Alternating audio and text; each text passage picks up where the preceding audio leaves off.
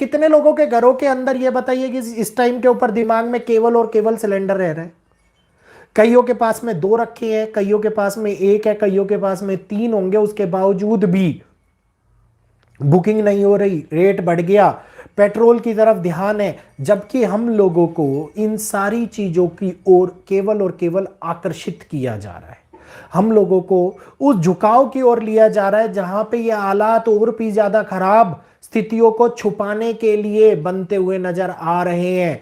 ये एक ऐसा डिफाइन, एक ऐसा पीरियड है जहां पे एक नए रास्ते की ओर बढ़ाने की बजाय एक गलत रास्ते की ओर लोगों को धकेलने का प्रयास होता हुआ दिखाई दे रहा है। यहीं पर अगर मैं अमेरिका की बात करता हूं और हमने ईरान के युद्ध को देखा, अमेरिका और ईरान का युद्ध एक नतीजे पर नहीं पहुंच पाया। अमेरिका जो चाह रहा था वो नहीं हो पाया, क्योंकि अमेरिका इस टाइम के ऊपर वेनेजुएला के ऊपर जब हमला किया था, वेनेजुएला के ऊपर हमला करने का मेन था पावर, एनर्जी। उसको जो चाहिए था वो मिल गया, और उसने उससे पहले चाइना ने वहां से बहुत सारी चांदी निकाल ली थी, तो वो अमेरिका कहीं ना कहीं थोड़ा सा पीछे रह गया था।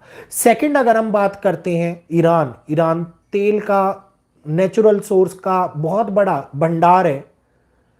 ईरान के ऊपर नेक्स्ट हमला हुआ, इससे पहले क्यूबा, क्यूबा को जब नहीं था इतने सैंक्शंस लगा दिए कि वहां के लोग ब्लैकआउट के उसमें जी रहे हैं, एनर्जी क्राइसिस।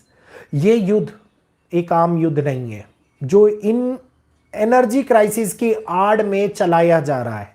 सभी लोगों को पता है आगे आने वाले टाइम के अंदर इस एनर्जी का भविष्य क्या रहने वाला है। इसी वजह से आज की डेट के अंदर ये लोग उन देशों के ऊपर हमला कर रहे हैं जो सक्षम है, जो पावरफुल है, जो बहुत बड़े लेवल के ऊपर एक तरीके से इन्वॉल्व है। अगर यहीं पर मैं एक और चीज की बात करता हूं, आप ये देखिएगा, नाम मैं नहीं बताऊंगा, नाम आप लोग फाइंड आउट करेंगे, क्योंकि जियो ने अभी रिसेंटली बहुत बड़े लेवल के ऊपर, बहुत बड़े लेवल के ऊपर एक पार्टनरशिप करी है 50-50% की, और ये उन लोगों से पार्टनरशिप करी है जेफरी, जो कि वर्ल्ड ग्लोबल इकोनॉमी, मतलब भारत की इकोनॉमी से भी बड़ी इकोनॉमी अपनी जेब में रखते हैं। पहले एक भारत के अंदर आया, अब दूसरा भारत के अंदर आ गया, तीसरा। जितने भी वाटर डील, जितने भी वाटर प्रोजेक्ट, जितने भी तालाब सफाई, जितने भी वाटर प्रोजेक्ट्स के साथ साथ आपके नदियों के प्रोजेक्ट चल रहे थे, ये सारे प्रोजेक्ट इंडो इजराइल कंपेनियन के थ्रू होते हुए दिखाई दे रहे हैं। यहां पर बाहरी शक्तियां जानती हैं कि भारत एक वो अर्थव्यवस्था है, भारत एक वो देश है जो उभरने वाली शक्ति के रूप में आगे जाना जाएगा। इसी वजह से सारे के सारे इन्वेस्टर्स भारत के अंदर कहीं ना कहीं पर अपनी भागीदारी को बढ़ाते हुए नजर आ रहे हैं। इस संध्या के अंदर 2026 वो काम कर रहा है जो 2027 और 28 की रूपरेखा को पूरी तरीके से इन्वॉल्व करा रहा है। और ये पूरी तरीके से इन्वॉल्व होना, इट मींस ग्रह उस परिवर्तन को हमारे सामने ला रहे हैं, जो परिवर्तन इन छोटे छोटे एजेंडा के पीछे छुपा करके चलाया जा रहा है। एक मिडिल क्लास आदमी सुबह खाना खाने के लिए, अपने कमाने के लिए निकलता है, नाश्ता करता है, घर से निकलता है, घर से निकल के पूरा दिन काम के अंदर रहता है। शाम को थकान इतनी होती है कि उसको ये टेंशन रहती है कि घर के लिए थोड़ा सा सामान लेकर के मुझे घर पहुंचना है, और वो सामान लेकर के घर पहुंचता है, खाना खाता है, परिवार से 2 मिनट की बात करता है और सो जाता है। उसको समय ही नहीं रहता इन एजेंडा की तरफ ध्यान देने का। एक ऐसा सिस्टम तैयार कर दिया गया है, एक ऐसा वर्क सिस्टम सिनेरियो बना दिया गया है जिसके अंदर एक आम आदमी इतनी बुरी तरह से फंसता जा रहा है, जो ये सोचने पर मजबूर नहीं हो पा रहा कि आगे का मेरा भविष्य क्या स्वर्णिम है या अंधकार में है। तो जो अंधकार में भविष्य को बनाने के लिए या फिर स्वर्णिम भविष्य की झलक दिखाई जा रही है, वो उस अंधकार के सामने की छुपाई सच्चाई को छुपाया जा रहा है। ये केवल और केवल बात मैं भारत की नहीं कर रहा, ये वर्ल्ड वाइड, जैसा मैंने आप लोगों को बताया था कि ग्लोबल रीसेट असली खेल तो अब शुरू हुआ है और वो हकीकत में अब हम लोगों को दिखा रहा है कि ये खेल शुरू हो चुका है। किस हर घर की यही सच्चाई हो रही है। हर घर के पास में अपने परिवार के साथ में बैठने का समय नहीं है। हर व्यक्ति को अपने परिवार के साथ बैठने का समय नहीं है। वो इस तरीके से अटैच्ड हो चुका है इस इंटरनेट, इस सोशल मीडिया से, इस चीज से, कि वो केवल और केवल एक ही चीज को देखता है और वो है कि मैं क्या कर रहा हूं और मुझे आगे किस तरीके से बढ़ना है। That's it. और यहीं पे ही फुल स्टॉप उसकी लाइफ के आगे लग जाता है। तो 2026 इंटरनेशनल बदलाव जो पीछे छुपे हुए हैं, इसको लेकर के बहुत बड़े लेवल के ऊपर चेंज लेकर के आने वाला है। ये बहुत भयानक खतरा होगा। आज की डेट के अंदर ये खतरा हम लोगों को आम लग रहा है, लेकिन जब ये खतरा पनपेगा और हर एक देश के ऊपर बड़े बड़े लोग जब आधिपत्य करने लगेंगे। आप खुद सोचिए, जो उदाहरण मैंने आप लोगों को दिया है, जिसने जियो के साथ में 50-50% की पार्टनरशिप करी है, उस अकेले फर्म की उसकी अकेले की नेटवर्थ 9.5 ट्रिलियन है। भारत की जीडीपी भी नहीं है इतनी। तो इट मींस कितनी बड़ी पावर वो डोमिनेंट क्रिएट करती है, डोमिनेंस क्रिएट करती है सरकार के ऊपर। सरकारों को अपने अनुसार चलाने का प्रयास किया जाता है। और यही होता है कि जब पैसे वालों के हाथ में देश की लगाम आ जाए तो वो देश को एक आम आदमी के कंधों पर बोझ डालते हुए केवल और केवल चलाने का प्रयास करते हैं और उसको दबा करके उससे वो चीजें निकलवाने का प्रयास करते हैं कि जो कमाई एक आम आदमी उनके लिए करेगा और बाकी केवल उसका फल वो बड़े बड़े लोग खाएंगे। कई ऐसे बदलाव के भी लोग हैं जो इस साल के अंदर केवल और केवल हिडन एजेंडाज को आगे बढ़ा रहे हैं। और यही वो हिडन एजेंडा है जो सबसे बड़ा खतरा हमारे सामने निकाल करके ला रहे हैं, क्योंकि यही हिडन एजेंडा अब हम लोगों को आगे जाकर के परेशान करने वाले हैं। और आगे जाकर के इनकी एक ऐसी पद्धति, एक ऐसी शुरुआत हमारे सामने दिखाई दे रही है जो कि रोटी कपड़ा और मकान से भी बढ़कर संकट को लाती हुई नजर आएगी। और ये India, Asia agriculture fertiliser, European agriculture fertiliser और मिडल ईस्ट इन्फेनो पूरी तरीके से चेंज होता हुआ नजर आएगा। इट मींस वॉर के प्रारंभिक भाग के अंदर छुपाई गई कड़ियां वापसी की ओर बढ़ने वाले उस पैगाम को हमारे सामने ला रही हैं, जो कि अंधकार को पूरी तरीके से दबाए हुए है। तो इसका मतलब है कि सावधान रहने का समय अब आ चुका है। सावधान होकर के आगे बढ़ने का समय अब आ चुका है, क्योंकि यही वो एग्रेशन है जो बहुत बड़े खतरे को अब नेचुरल कैलेमिटीज के रूप में अंजाम देगा। आप लोगों ने जिक्र किया होगा, मैं केवल एक ही शब्द के अंदर ये बात बोलूंगा, हार्प टेक्नोलॉजी का। फाइंड आउट कर लीजिएगा जिन्होंने इसके बारे में नहीं पढ़ा है, नहीं जाना है। पूरी तरीके से क्षमता रखती है मौसमी बदलाव को करने की। इस टाइम के ऊपर वर्ल्ड का सबसे गर्म देश अगर कोई है तो वो भारत है। जैसा मैंने आप लोगों को पहले से बोला हुआ, मैंने आप लोगों को कई बार पहले भी बताया, मैंने कहा था कि अप्रैल का महीना इतने बड़े लेवल के ऊपर गर्म हो जाएगा कि वो जून जुलाई को पीछे छोड़ देगा। वो कहेगा कि जून जुलाई की गर्मी तो गर्मी क्या थी, मैं ही इतनी गर्मी को लेकर के आ रहा हूं। तो ये अप्रैल का महीना बहुत बड़े लेवल के ऊपर गर्म होता हुआ दिखाई दे रहा है। और सिमिलर वे के अंदर यही वो क्लाइमेट चेंज है जिसका असर आप और हम लोग इस समय के अंदर देख रहे हैं। 1 जनवरी 2026 की कुंडली अगर मैं देखता हूं, शनि मीन राशि में, राहु कुंभ में और केतु सिंह राशि के अंदर थे।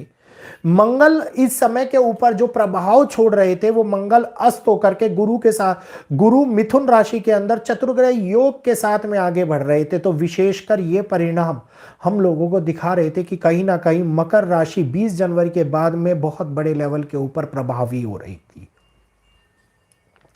5 ग्रहों की युति का निर्माण हो रहा था। यहीं पर 17 फरवरी की अगर मैं बात करता हूं तो 17 फरवरी को वलयाकार सूर्य ग्रहण ने एक उपस्थिति दिखाई थी, जिसने इन क्राइसिस को बहुत बड़े लेवल के ऊपर इन्फ्लेमेशन में लाने का काम किया था। उसके तुरंत बाद में 22 फरवरी को मंगल कुंभ राशि के अंदर गए। राहु के साथ में अंगारक योग का प्रभाव और भी ज्यादा पिन पॉइंट एक्यूरेशन करने के लिए बनाया, इसके बाद में देखो डेट्स वाइज बता रहा हूं मैं आप लोगों को। 28 फरवरी को मंगल और ग्रहण की उत्पत्ति ग्रहण पॉइंट को क्रॉस करती हुई दिखाई दी। ये एक ऐसा मेलेफिसेंट टाइम था जिसने ये दिखाया कि जब भी ग्रहण को कोई ग्रह पार करता है वो पूरे के पूरे साल उसके पूरी काल पुरुष की कुंडली के ऊपर अपना प्रभाव और अपना डोमिनेंस बना करके रखता है।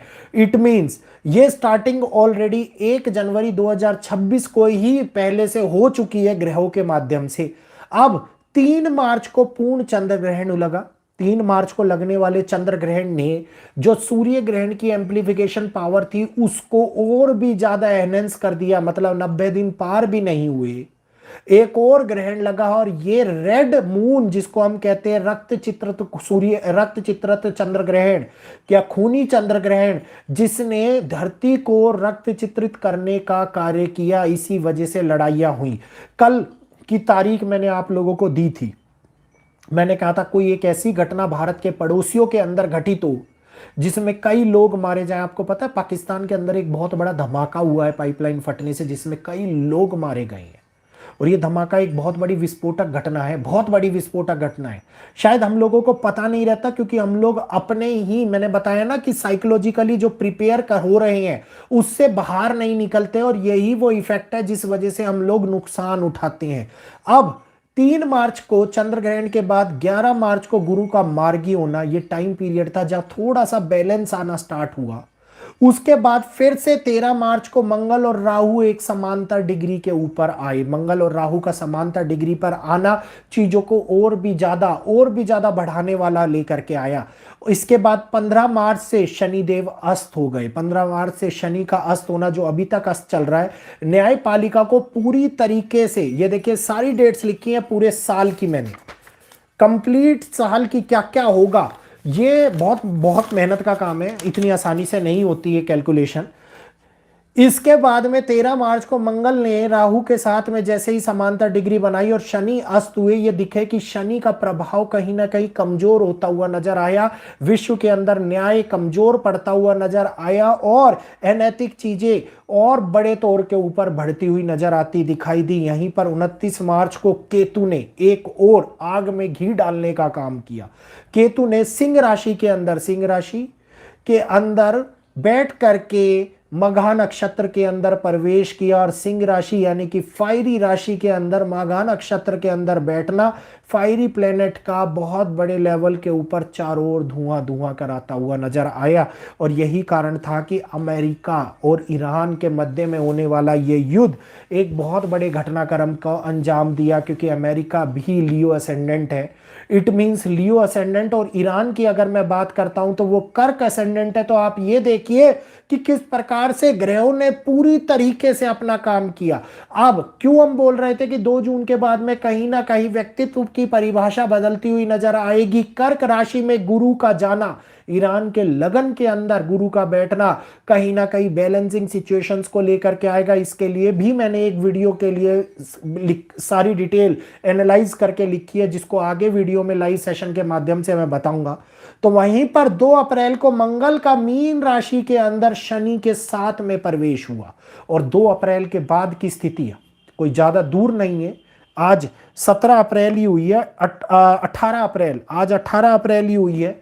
और आप और हम लोग उंगलियों पे गिन सकते हैं कि एक के बाद एक क्या घटनाक्रम बनता हुआ नजर आया है। 6 अप्रैल को शनिदेव उदय हुए। शनिदेव अस्त के बाद जब उदय हुए और मंगल शनि के साथ में मिलन किया, तो इसका मतलब है मंगल और शनि की डिग्री के अंदर बहुत कम दूरी थी और वो दूरी धीरे धीरे कम होती चली गई। अप्रोक्सीमेटली 3 से 4 डिग्री का अंतर जो था, अब 19 अप्रैल को मंगल और शनि एक समान 1 डिग्री के ऊपर आने के प्रयास में लग गए। और वो 19-20 अप्रैल जो कल का और परसों का दिन होने वाला है, ये विशेष तौर के ऊपर उस परिणामों को अंजाम दे रहा है जो डायरेक्टली 2029 से रिलेट हो रही है। आप ये देखिए कि एक एक तारीख वाइज में आप लोगों को बताई जानकारी कि किस प्रकार से ग्रह ने अपना खेल 1 तारीख से खेलना स्टार्ट किया था और अभी आगे भी खेलते जा रहे हैं। इसके बारे में आगे और जानकारी दूंगा। नेक्स्ट वीडियोस के अंदर मैं आप लोगों को बताऊंगा कि कैसे कैसे ये आगे चलेंगे, क्योंकि अभी 11 मई को अगर मैं बात करूंगा 19 अप्रैल को जैसे ही होगा, इसके बाद 11 मई को मंगल का राशि परिवर्तन होगा, और ये राशि परिवर्तन 11 मई को बहुत बड़े परिणामों को हमारे सामने लेकर के आने वाला है। तो नेक्स्ट महीना भी आसान नहीं होने वाला। नेक्स्ट महीने के अंदर बहुत सारे बदलाव होने वाले हैं। बहुत सारे बदलाव मीन्स शुक्र जो है वो 25 दिन के लिए एक बहुत बड़े लेवल के ऊपर परिवर्तन कर रहे हैं, और शुक्र का ये परिवर्तन कहीं ना कहीं पर चीजों को, लग्जरी गुड्स को, मार्केट को एक उस स्थिति में लाने के लिए बहुत बड़े लेवल के ऊपर चेंज लाने वाला है, जिसमें हम चाह कर भी दुनिया को बदलने वाली वेल्थ शिफ्ट की तरफ जाते हुए दिखाई देंगे। तो ये सारी चीजें ये बिल्कुल भी नॉर्मल नहीं है। और जिन लोगों को लगता है नॉर्मल है, शायद लगता है कि प्रभु करे कि उनका जीवन नॉर्मली चलता रहे, क्योंकि जिनके ऊपर बीत रही है वो ही समझ रहे हैं कि हालात कितने गंभीर चल रहे हैं। और आगे 2026 के बाद जैसे जैसे 2030 के नज़दीक हम जाते जाएंगे, ये 2030 तक का पहलू एक बहुत बड़े लेवल के ऊपर संकटों को बदलता हुआ और संकटों को लाता हुआ नजर आएगा। क्योंकि 2030 के बाद में अगर आप और हम लोग बचे रहे और सारी चीजें व्यवस्थित चलती रही, तो ये मान लीजिएगा कि शायद उसके बाद में आप लोगों को सतर्कवाणी वाले वीडियो नहीं दिखाई देंगे। आप लोगों को वो वीडियो दिखाई देंगे जिसमें मैं केवल ये बता रहा हूंगा कि अब बदलाव और भाग्य किस प्रकार से काम कर रहे हैं, क्योंकि नियति की परिभाषा एक नए नवीनीकरण को हमारे सामने निकाल करके ला रही होगी, और वही नवीनीकरण का एहसास हम लोगों को बड़े लेवल के ऊपर आगे भी देखने को मिलने वाला है। तो इन सभी चीजों से अपने आप को बैलेंस करने के लिए बहुत सारे लोगों का लोशो के ऊपर रिजल्ट बहुत अच्छा आ रहा है। लोग लोशो के लिए बहुत अच्छे से मान रहे हैं कि हाँ, ये एक ऐसी रेमेडीज है जो लाइफ टाइम के लिए हम लोग कर सकते हैं और लाइफ टाइम के लिए बैलेंस कर सकती है। क्योंकि सबसे बड़ी बात यहां आ जाती है कि एक ग्रह जो ट्रांजिट मोड में रहता है वो बार बार कुंडली के हिसाब से अलग अलग तरीके से ट्रांजिट करता है, कभी किसी के साथ कभी किसी के साथ। लेकिन हम अगर 9 के 9 ग्रहों को बैलेंस कर दे तो उनका असर हम लोगों को केवल और केवल 10% देखने को मिलता है। तो लाइफ के अंदर अगर 90% की डिस्टरबेंस हट जाए और केवल 10% की डिस्टरबेंस रहे, तो आप ये बताइए कि वो 10% की डिस्टरबेंस क्या आप लोगों को प्रभावित करेगी? बिल्कुल नहीं करेगी। 90% की डिस्टरबेंस हटने का मतलब है जीवन का एक सुचारू रूप से चलना। तो जो लोग अभी भी, आज लास्ट डेट, आज नहीं 2 दिन बचे हुए हैं, 20th is a last date. जो लोग लोशो के लिए अपने आप को प्री बुक कराना चाहते हैं, आप प्री बुक करा लीजिए। बहुत सारे लोगों के अपॉइंटमेंट चल रहे हैं और बहुत सारे लोग उसका फायदा भी उठा रहे हैं। और जिन लोगों के अपॉइंटमेंट नहीं बुक हुए हैं वो करवा सकते हैं, बाद में मौका नहीं मिलने वाला। ठीक है ना? तो 20 तारीख इज द लास्ट डेट। अपने कुंडली के अपॉइंटमेंट प्रोसेस कराने हैं, लोशो के प्रोसेस कराने हैं, करा सकते हैं।